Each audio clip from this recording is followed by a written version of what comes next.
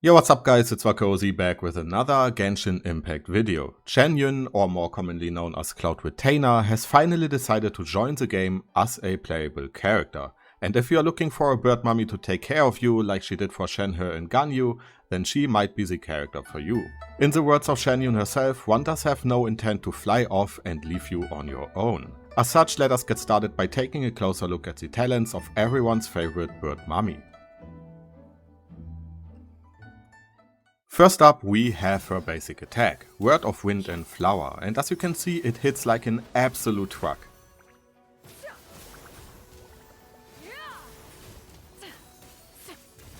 Next up, we have her elemental skill, White Clouds at Dawn. And before we start talking about the ability itself, just have a look at how awesome of a movement ability it is. Not to mention that it looks absolutely amazing when plunging down on opponents.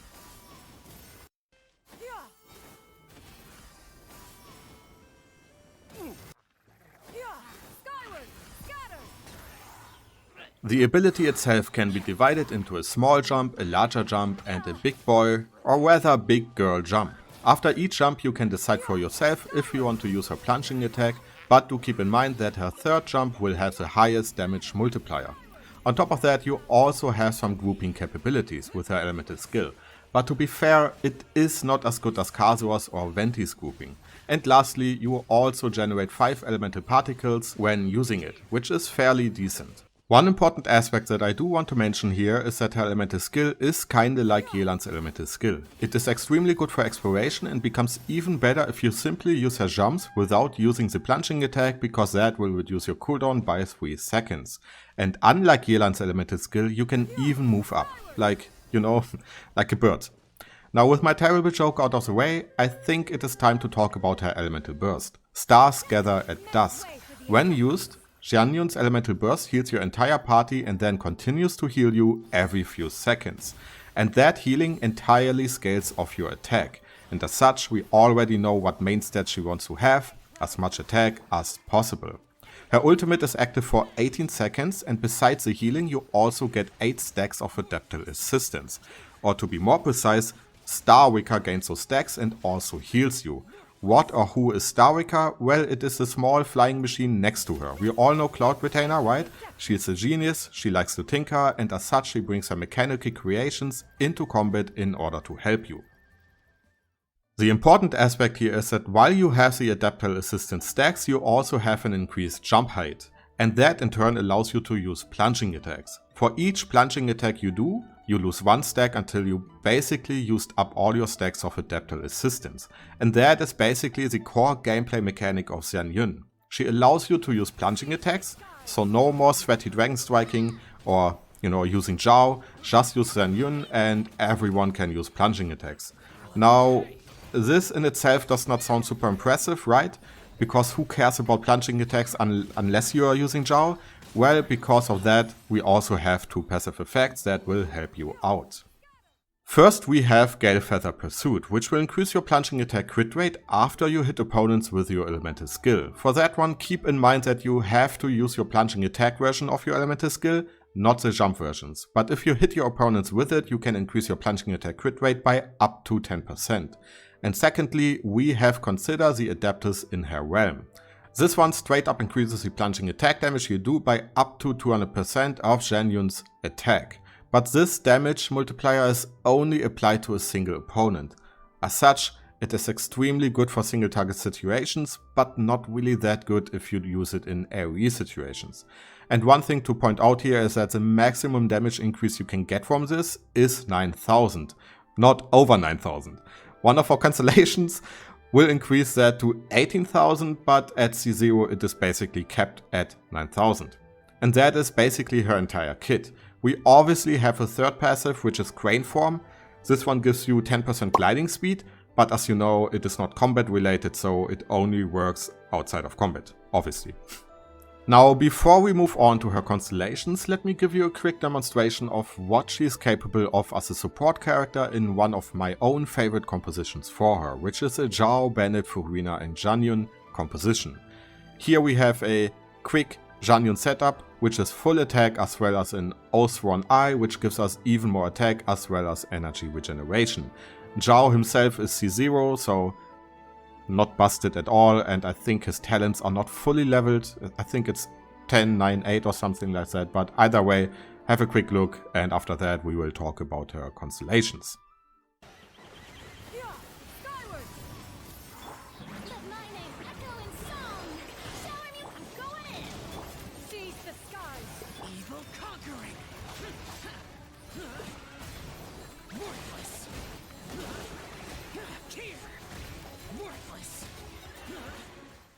When it comes to her constellations, let us quickly go over each of them. Constellation 1 will give you one more stack of her elemental skill. That is kinda it. Does not sound like a whole lot, but it is actually fairly good. Constellation 2 will give you a big 20% attack boost whenever you use her elemental skill, and it will also increase the multiplier cap of your elemental burst to 18,000, which we talked about earlier, right? Constellation 3 and 5 do the same as they always do, and Constellation 6 will do two things. First of all, whenever you use her elemental burst, her elemental skill will not enter a cooldown duration. Secondly, her elemental skill will have 15, 35 and 70% increased crit damage depending on how many jumps you use before you use the plunging attack during her elemental skill. This basically allows you to use her as a fairly good on-field DPS character because you can just keep using her elemental skill over and over again until you used up all 8 stacks of your elemental burst. And those are kinda her constellations. All of them are fairly simple by themselves, but they do actually help you out a lot. So this is post-edit Vakosi, or actually while editing Vakosi, and I kinda forgot to talk about Constellation 4 here. This one is very simple.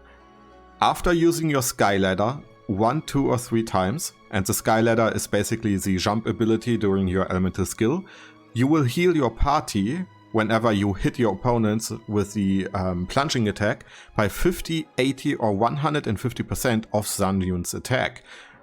So basically it gives you a way to heal outside of her elemental burst, right? But that's kind of it. So yeah, those are her constellations, so let's move on to the next section of the guide. But as you know, no character is complete without artifacts and weapons. And the first question you need to ask yourself here is, what do you want her to do? Do you want to have a more supportish role, or do you want to use her as a on-field DPS character? And depending on your answer, your artifacts might not necessarily change a lot, but at least a little bit. For her support build, as well as her DPS build, attack is her main stat. We want to get as much attack as we can get. When it comes to energy regeneration, it depends on how many Anemo characters you have in your party. Usually you probably have either 1 or 2 Anemo characters, so you need to have at least 170 to around 190% energy recharge if you have 2 Anemo characters, and at least 200% if she is alone. If you are running 3 Anemo characters, or maybe even a Constellation 6 Farazan, you will need around 130 to 150% energy recharge. At most 170% if you are not running Farazan. All these stats are obviously slightly lower if you're running a DPS version of Xianyun, because you have more on-field time with her, so more particle generation. Crit rate and crit damage is not needed for her support build, but if you're running a DPS Xianyun, you obviously want to have those stats. When it comes to sets, it also depends on what you want her to do. If she is a support character, then Viridescent Venera and Noblesse are both very good sets. But you can also just go for a combination of attack sets like the Shimenava or the Gladiator set. There's also the option to use all the different healing sets that we have in the game right now if you want to go for a full healing Xianyun. But personally I wouldn't do so, but you know, if you want to, then go crazy. That brings us to her DPS sets. When it comes to her DPS version, you can kinda go crazy and try out a variety of different sets. It depends on what your substats are, your roles and so on, right? You are all familiar with that. Some viable options are a 4-piece Shimenava, once again a double 2-piece attack set, a 4-piece Marshal Hunter set, a 4-piece Desert Pavilion, or even a Vermilion Hereafter. For the last two, keep in mind that you need to lower your HP for the sets to actually work. So in that case, like, you know, characters like Furina are your best friends. And when I say last two, I mean Marshal Hunter and Vermilion hereafter, not Desert Pavilion. As you can see, she is a really versatile character when it comes to gearing her, and the same kinda also applies to her weapons. There are a lot of options for her. First of all, we have Oathsworn Eye, which gives you a huge attack buff as well as energy recharge. Once again, keep in mind, Oathsworn Eye is the catalyst that I used for the demonstration earlier. After that, we have Favonius Codex, which is kinda the same as the Eye, but the energy regeneration is a little bit more stable. But keep in mind for that one, it only works whenever you do a critical hit, so having some crit chance is fairly good when it comes to this catalyst. After that, we have our usual support catalyst, Thrilling Tales of the Dragon Slayer. This one, I mean, there's not a whole lot to say when it comes to this catalyst. It is broken and we all love it. Next, we have Prototype Amber, which has a decent attack bonus as well as some healing and energy regeneration. Keep in mind for this, for the catalyst I mentioned, there's not necessarily a specific order. It also depends on the refinement levels that you have, and also, you know, I don't know what catalysts you have, so just choose one of the catalysts I mentioned and you should be good to go. If you are unsure about the other 4-star catalysts, then feel free to ask in the comments, and you know, either me or someone else will probably answer that question. For our 5-star options, we obviously have a signature weapon. There's not a whole lot that needs to be said about that one. It is perfectly tailored for her, so if you have it, use it. The other 5-star options are Skyward Atlas, because of the huge attack buff, as well as Memory of Dust, because, you know, it even works without having a shield. It's still a gigantic attack stat. When it comes to the other weapons, especially if you want to build a DPS Xianyun, you can kinda use all of them as long as they give you either attack, crit rate or crit damage. Or even better, a useful passive effect. There are too many for me to go over them, so use that logic and decide for yourself. And if you feel unsure, then once again, feel free to ask in the comments and I will answer your question. When it comes to team composition, I will try to keep this brief. Xianyun is one of those F around and try to find out characters. You can kinda use her everywhere as long as your main DPS character does not lose damage from doing plunging attacks. Characters that come to mind here are Neuvillette, Ganyu, Linne, and so on. Basically characters that do the majority of their damage by using very specific attacks. In our example, charge attacks. Although, one thing to keep in mind here is that you can even still use her in those teams. As a healer, for example, she still has a lot of support and viability even outside of the plunging attack aspect, not to mention that you can also use a Viridescent Vanilla set on her, which will in turn increase the damage you do with characters like Neuvillette, for example. But let us talk about actual teams where you would see her being used. The first one is the one you saw earlier, a Zhao composition. In that case, we can use Zhao as our main DPS, obviously, Xianyun as our support, Bennett as your second support / buffer, and characters like Faruzan or Farina in order to even further increase the damage you do with Zhao. Faruzan is really good if you have her on Constellation 6, which unfortunately I don't, so because of that I use Farina, but if you have her on Constellation 6 then go ahead and use Faruzan. It's a really good character, it's absolutely insane. You can also replace Bennett for characters like Yelan or Faruzan or Farina, you can use a combination of them, in order to not rely on his elemental burst. I mean, we all know it, right? You put down the burst and your opponent just leaves the ring, and all I can say to that is Bennett's adventure team, assemble. Other characters you can use are, in terms of main DPS characters, are Gaming, or I mean, a lot of people say gaming, right? But I think its actual name is Gaming. And unfortunately, right now I don't have footage for him because I don't have media server access for Genshin, right? So I still need to try him out, but I have seen a lot of footage when it comes to Gaming being used in combination with Xianyun, so go ahead and do that as well. You can also use Diluc, who has the highest plunging attack modifier in the game. And of course, let us not forget everyone's favorite rap artist, dancer, funeral parlor director, poet, and whatever else she is by now, Hu Tao. She works as well. There are a lot more options you can use outside of the ones I mentioned, like Klee and Yanfei for example, but like I said in the beginning, try out different characters and see what you like the most. Xianyun basically opens up a new playstyle, well, not a new one, but you know what I mean, so just try it out. As a quick note before we get to my own review when it comes to Xianyun, There are a few Dendro Quicken Bloom teams you can use, but when it comes to those teams, I would simply advise you to watch Savvy's guide, you know, Savvy Plays, because she summarized those teams in detail.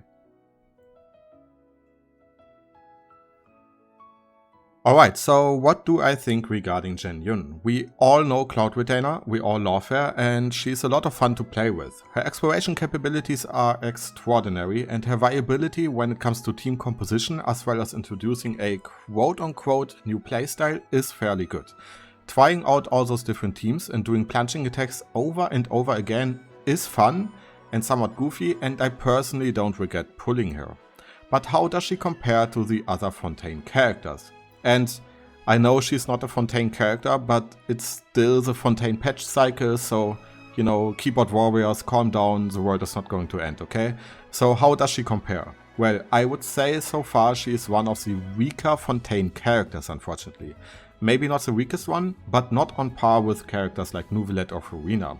Still, she does open up a fairly interesting new meta, quote-unquote meta, and her exploration capabilities due to her elemental skill are just insane, and sometimes not everything needs to be about DPS in combat, and Xianyun for me is such a character. Either way, this is it. I hope the guide was helpful, I hope you learned a few things, and if it was, then leave a like and a sub. As you can see, we are one sub short of the magical 100, or maybe we already went past it by the time that you see this video. Anyways, let me know what you think when it comes to Xianyun, and as always, it was a pleasure. This is 4Cozy signing out, and I will see you guys in the next video. Bye bye.